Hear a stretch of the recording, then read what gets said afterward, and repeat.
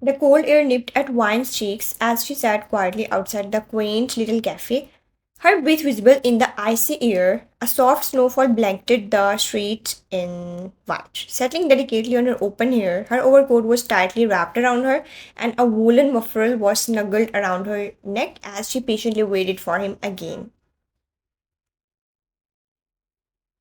Her eyes scanned the street, fingers lightly tapping the wooden armrest of the chair. Despite the weather, she didn't mind waiting. It was him, she always waited for him. Suddenly, a familiar voice broke through the quiet crunch of snow. Oh, I'm sorry, Wine, something got in the way.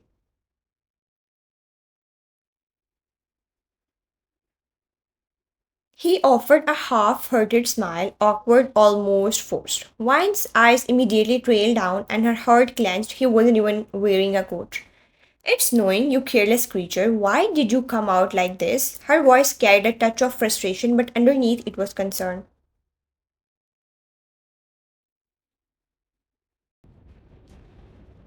He never cared for himself, and sometimes it felt like she was the only one who did. Without another word, she stood up, unwound the warm muffle from her neck, and wrapped it gently around his. Come on, let's go inside before you turn into an icicle.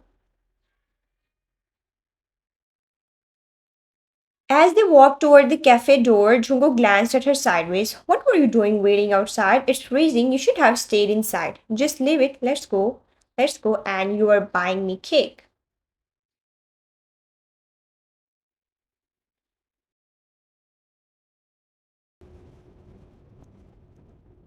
A small smile tugged at her lips. Trying to shift the mood, they entered the cozy warmth of the cafe, shook the snow from their coats, and settled into a corner table. She quickly ordered her favorite slice of red velvet cake from this cafe, the one she never got tired of. You promised to buy it for me, remember?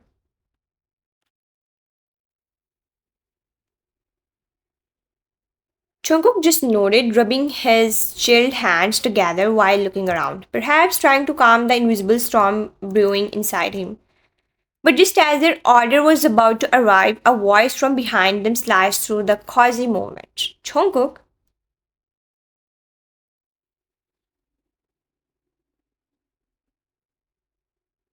they both turned. A girl stood there in an elegant beige dress, hair curled, makeup soft and perfect. Her eyes widened at the sight of him. Jungkook's face lost all its color. You are here?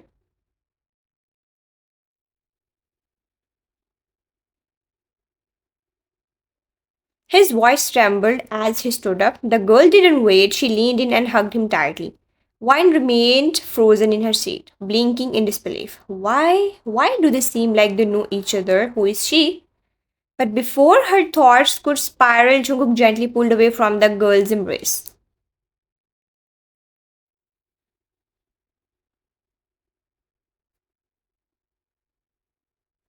Why were not you answering my calls? I'm sorry, but I'm with my girlfriend now, so please don't cause a scene.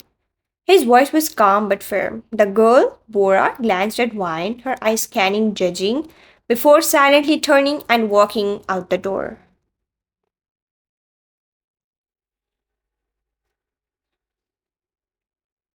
Wine exhaled deeply, her heart pounding with unanswered questions. Do you know her? Jungkook was about to respond, but the waiter arrived at that exact moment, placing the warm plate of red velvet cake between them.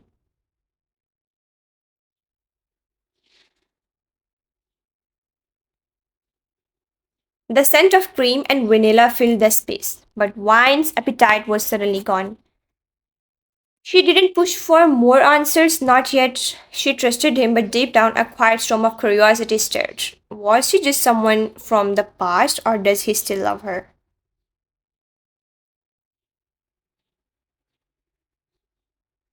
Still, she picked up her fork with a smile, choosing silence over suspicion. For now, after finishing the cake and a few warm sips of hot chocolate, you and Jungkook sat for a while, exchanging small talk. Mostly from your side, the cafe was quiet, the golden lights casting a soft glow on the wooden furniture, and outside, snow continued to drift lazily from the sky.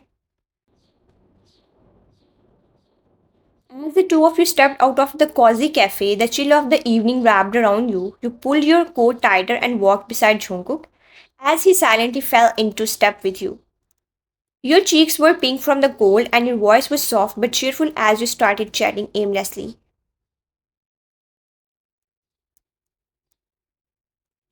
I used to think snow was just like in movies, soft and magical, but when it gets into your shoes, it's the worst feeling ever. I literally feel like a soggy potato sometimes. You giggle to yourself, expecting at least a smile, but Jungkook simply muttered a distracted, hmm.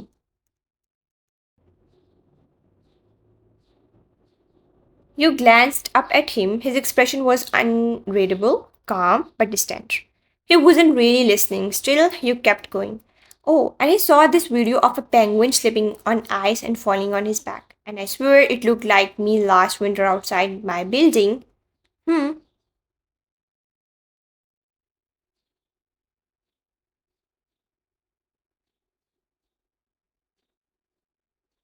Your smile faltered for a moment, but you didn't say anything. You were used to him drifting off into his own world. He always did that when something was on his mind. He walked you toward your apartment building, hands tucked in his pockets, stepped silent on the snow covered pavement. Just as you reached the front of your building, his phone rang. He checked the screen and his whole demeanor changed. Tension crept into his posture. He quickly picked up the call. Hello, yeah, what now?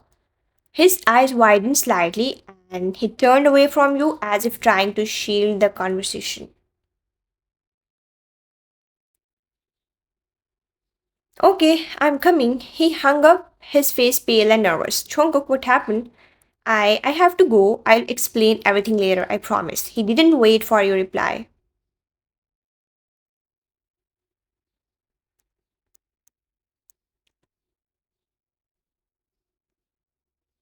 With a single glance, he turned and ran into the night, leaving you standing there. Confused and cold, you sighed and slowly made your way inside the building. Later, just as you were changing into your cozy home clothes, your phone buzzed. It was a call from Tung. You smiled softly as you answered.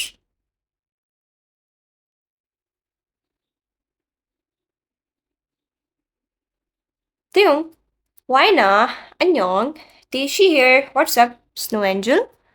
Snow Angel, that's a new one. I was bored and thinking of you. Want to meet up? I swear I'll bring you hot chocolates better than that overpriced cafe one.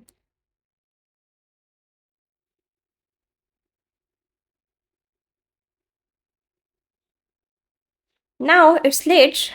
Please, I will even let you talk nonstop about your favorite K drama. Just say yes. I'll pick you up. Hey, I don't want you driving in the snow just for me. Then let me walk and carry you in a sledge. But you're not escaping this.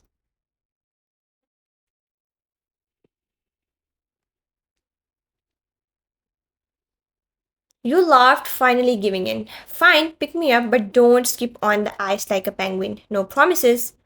You changed quickly, opting for a warm sweater and jeans, and slipped into your soft big coat. As you were tying your shoelaces, the doorbell rang.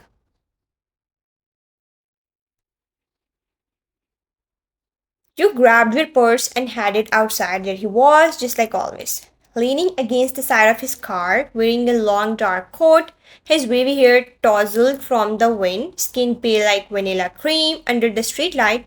His eyes lit up the moment he saw you.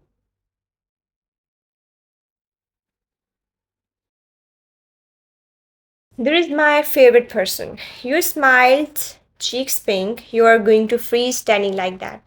What did You both got into the car and he turned on the heater. Theung had always been there for every birthday, every late night call, every time you cried over school or something. Your child your childhood best friend. But what you didn't know was that he loved you. Quietly, completely. He had planned to confess once that day. He wore his best shirt, practiced his lines in the mirror, but before he could say anything, you ran up to him beaming with joy. Teongi, he accepted my proposal. He had smiled back, stiffening on the inside. His world crashed in slow motion, but he kept that warm smile for you. If you were happy, that's all that mattered. And so he decided to love you silently from a distance you never noticed. Even if she doesn't love me, I just want to be someone she can count on. As the car moved gently through the snow covered streets, the yellow lights from passing stores painted fleeting patterns across the windows.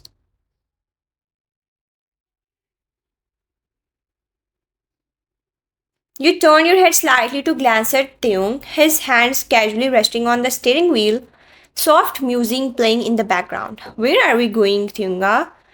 Oh, now here, fancy. My hospital shift ended early, and honestly, I was missing my best friend. You know, the one who barely remembers me these days.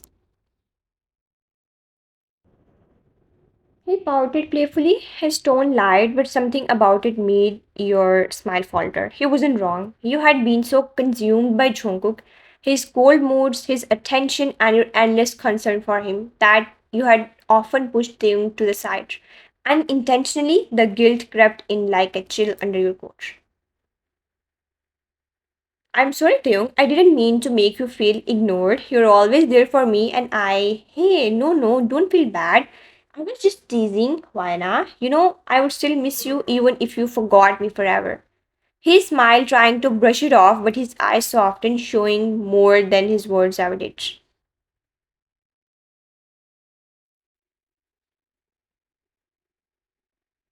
You smiled, silently thankful for his kindness. Eventually, he pulled into the parking lot of a mall, its glass walls glowing warmly under the night sky. What the Teshi, the mall, what could you possibly need to buy at this hour?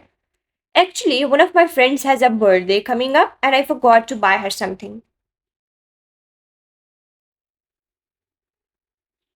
He scratched the back of his neck a little sheepishly. Oh, a her definitely sounds like a girl. You raised a teasing eyebrow, nudging him slightly. Is she your lover? He glanced at you, then away, and slowly nodded. Wait, really? He gave a small smile, eyes distant.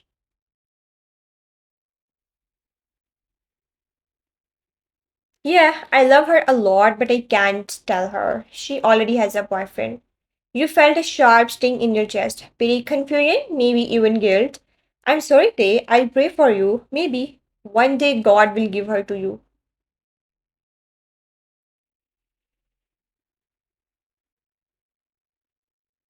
He turned to look at you, stunned by your sincerity. For a moment, he opened his mouth to say something but closed it again, choosing instead to just smile. If only she knew she was the one I was talking about.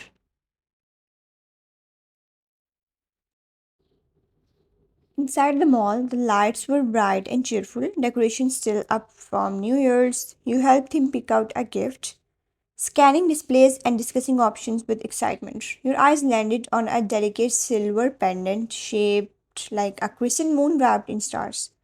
It sparkled under the light. This one is beautiful, Tyungi. She will love it. It's expensive. So what? She's bought it, right? He looked at you, not at the pendant. Yeah, she is. After paying, he carried the small gift bag carefully, and the two of you strolled toward a quiet restaurant tucked into the corner of the mall.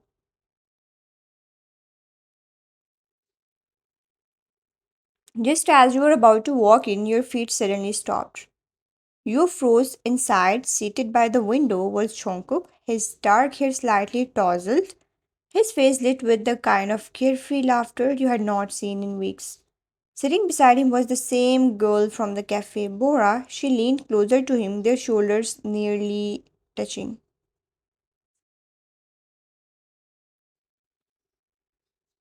Your heart sank, you pulled out your phone and called him, eyes still glued to the scene. He glanced at the screen briefly and declined the call. You blinked as if that would somehow change what you had just seen. Beside you, Theo followed your gaze, his jaw tightened slightly.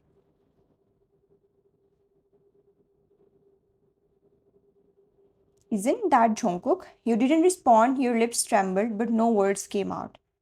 Can we go home now, please? I'm tired. He didn't press, just nodded gently, placing a reassuring hand on your back as he led you away.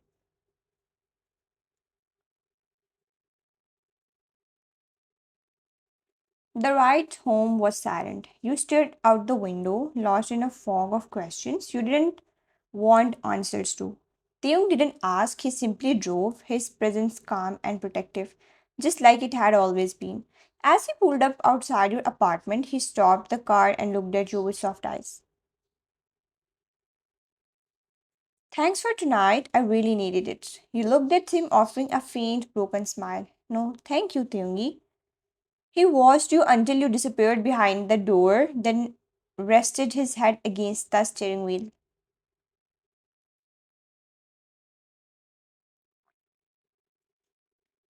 Even if she breaks 1,000 times, I'll be here to hold every piece. You stepped into your apartment, the door clicking softly behind you, but the moment you locked it, the dam inside you burst. Tears streamed down your face uncontrollably, your chest tightening with each breath as you slide to the door, muffling your sobs with your sleeves.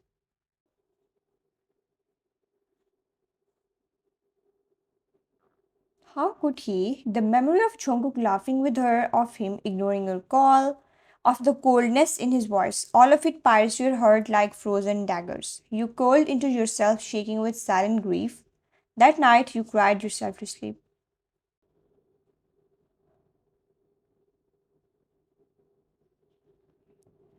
2 days passed, no messages, no calls, not even a single, "Are you okay?" You checked your phone more times than you could count, but it was always the same blank screen, no Jungkook.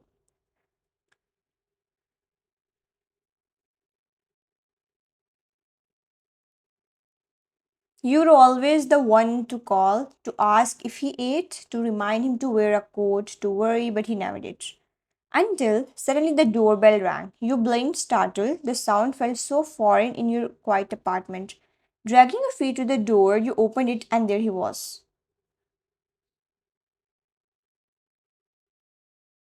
Jungkook, standing like nothing had happened, a small smile on his face. You didn't return it. You didn't text me that day after going home. You know how much I was worried? You stared at him blankly, your voice calm but laced with bitterness.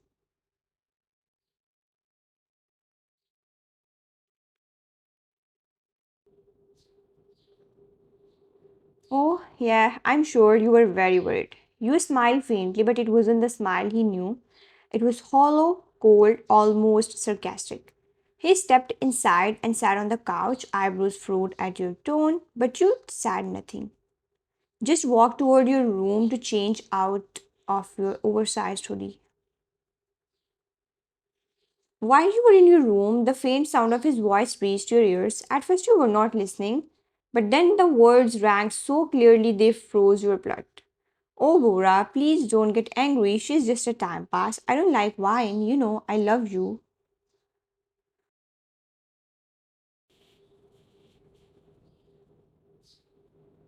You had walked back out, barefoot, the room spinning around you.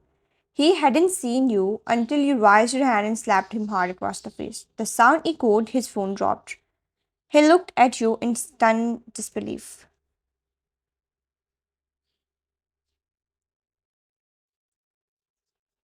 "This is how you repay someone who cares for you?" Your voice cracked and a single tear slipped down your cheek.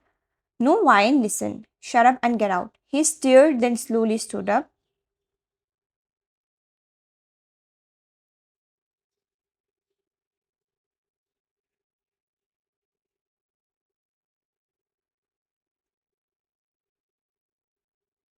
Rolling his eyes, he picked up his phone and walked to the door. But before stepping out, he turned one last time. "Next time you try loving someone, don't care too much. It feels clingy." The door slammed, you stood frozen, breathing heavily, then you fell.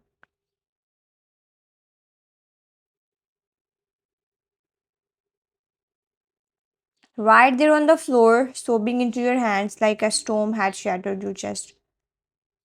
You cried and cried until your voice broke, until your body ached from the weight of betrayal. The sky turned dark, all passed, then ding dong.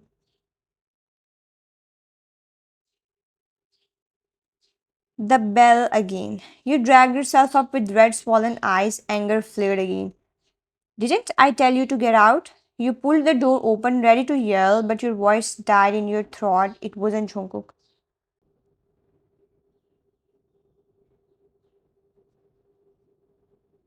It was Theo. He stood there, eyes wide with concern, holding a box of cake and a couple of shopping bags. He looked perfect, hair soft and wavy, skin glowing under the hallway light, his long coat dusted with snow. But his smile dropped the moment he saw your face. Why now? What happened? He gently stepped inside without waiting, closing the door behind him. His eyes scanned your tired face, the tears marks, the puffy lips, and the way your shoulders drooped like something inside had broken. Without a word, he placed the cake and bags on the table and cupped your cheeks gently. Who made my who made my brightest girl cry like this? Your lips quivered, and then, like a child clinging to safety, you collapsed into his arms, and he held you tight like he would never let go. You deserve more. Someone who never lets your tears fall for the wrong person. Someone like me. You stared at him puzzled as he placed the cake gently on the table. The soft white frosting had tiny lilac flowers and your name written in delicate cursive. Happy birthday, wine. You blinked. Birthday. He turned back to you, smile warm and bright, though his eyes looked a little nervous. Happy birthday, Wine. I'm sorry my hospital shift ran so late. I couldn't come earlier. I know I wished you late, but please hope you can forgive me. But before he could finish, you hugged him again. Tears flowed down again, this time for a different reason.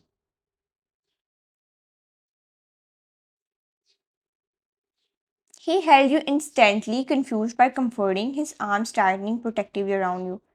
Wine, what happened? Why are you crying again? Your voice was muffled against his chest. No one remembered Tyunga, not even me. You're the only one who remembered my birthday.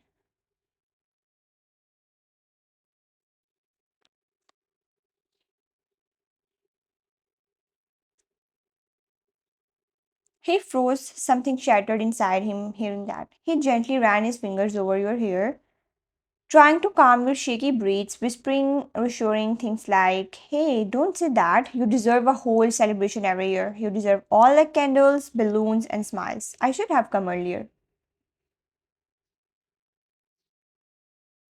You pulled back slowly, still sniffling. He wiped your tears with his thumbs, smiling warmly. Now, no more crying. The birthday girl must cut her cake. That's the rule. Come on, stubbornness versus stubbornness. You won't win.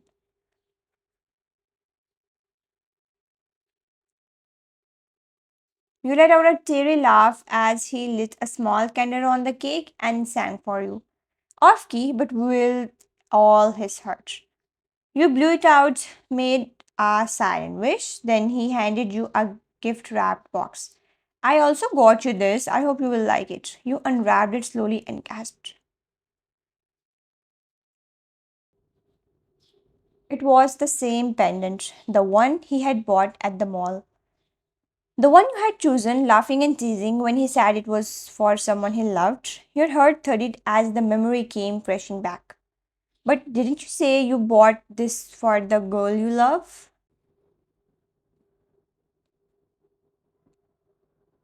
He paused for a heartbeat, then nodded slowly. Yeah, I did. Your lips parted slightly. So why are you giving it to me? He looked at you with eyes deeper than you'd ever noticed before.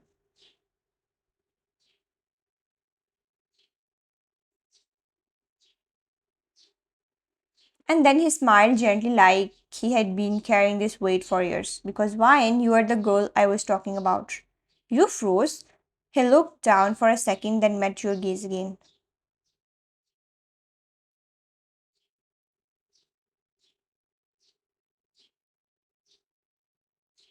That day, when you told me he accepted your proposal, I wanted to tell you everything, but your eyes were sparkling so much I just couldn't take that away from you. Your heart clenched. He let out a soft laugh, but his voice trembled slightly.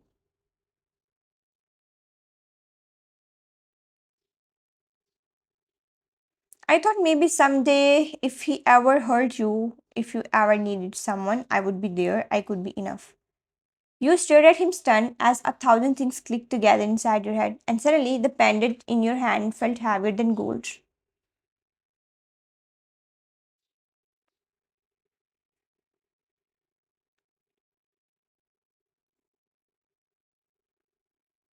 Your eyes filled with tears again. You clutched the pendant in your palm, trying to steady your breath, but it was no use. The weight of the past few days, the heartbreak, the loneliness, and now this overwhelming warmth from the one person who had always been there. It all came crashing at once, and the tears slipped out.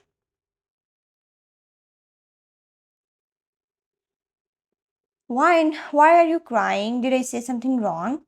You shook your head, a choked sob escaping. No, no, Tyunga, it's not that.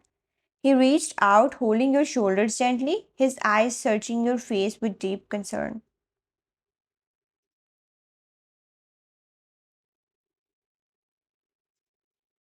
You looked up at him through blurred vision, voice barely steady.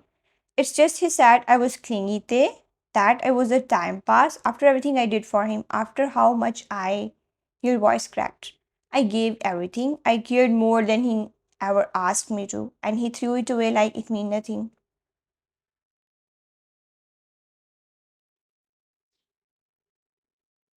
Ting's eyes darkened and his hands curled slightly in anger, but when he looked at you again, his voice was soft, gentle. Wine, I know it hurts, but maybe God heard that prayer you made that day in the mall. You blinked. Prayer?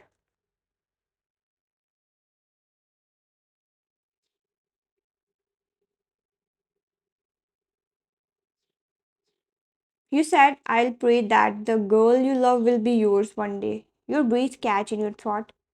His eyes stayed on yours, steady, kind, full of something that had been hidden for too long.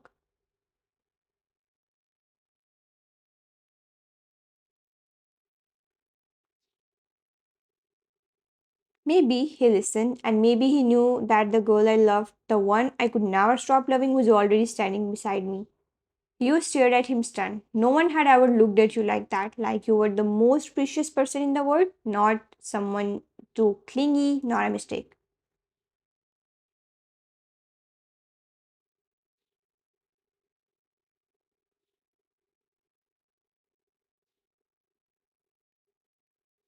Just someone deeply loved, silently, patiently, honestly. Tyanga, he smiled. Don't cry for someone who didn't know your worth, whiny. You gave your heart to someone who couldn't hold it. But I have been carrying it quietly all these years, hoping one day you would notice.